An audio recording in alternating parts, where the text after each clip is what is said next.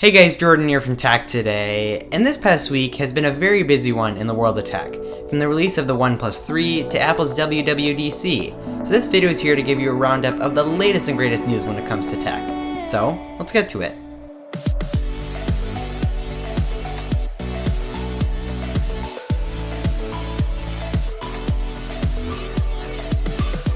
So starting out with Apple's annual Worldwide Developer Conference in San Francisco, California, there were unfortunately no new product releases as many people hoped for, but instead several new software advancements. And some improvements that came to the Mac this time around include a new and improved name of Mac OS to replace OS X that has stuck with Apple for such a long time. Although some of the more notable new features include obviously a new iteration of the software as a whole, which is going to be called Sierra. And Apple's primary goal with this new OS is to have improved continuity amongst all of your Apple devices. For example, you can now copy something to your clipboard on your iPhone and paste it onto your iMac with ease. And I personally find this feature to be incredibly useful if you happen to be invested into the Apple ecosystem already. And Apple also added Siri onto the new Mac OS, which will now more closely resemble Cortana, the virtual assistant that came with Windows 10. Except it seems to be able to perform a few more tasks than Microsoft's iteration, such as the ability to locate files and easily send messages. Oh yeah, and check this one out. How do you like being on a Mac? Pretty awesome. Lots of space, aluminum unibody walls, and no complaint about the lack of windows. So moving on to Apple Pay, this is another new feature that's been added to Mac OS. And thankfully, it won't be operating like this, but instead in a way that's a bit more easy to actually use. So now if you're purchasing something on Amazon, for example, Apple Pay will automatically fill in all of your credit card information, so there's no need to have the physical card nearby, which honestly seems like a pretty useful feature.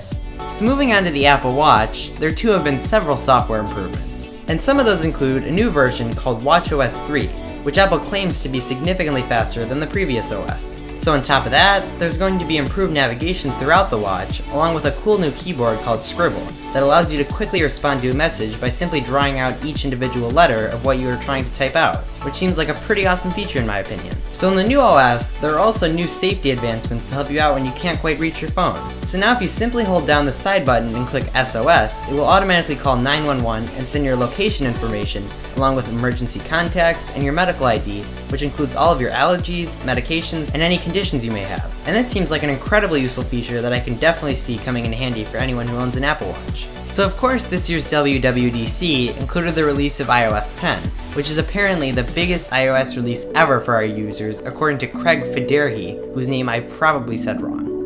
So moving on, this new release included a redesign of both the Music and Maps app. So now traffic information is included when navigating, and you can also order a ride right from the integrated Apple Maps app, which seems like an awesome feature. But obviously the biggest advancement from WWDC was the addition of larger emojis and suggestions for turning certain words into emojis. So Apple also added voicemail transcription, so you don't have to listen to those obnoxious messages from your mom anymore.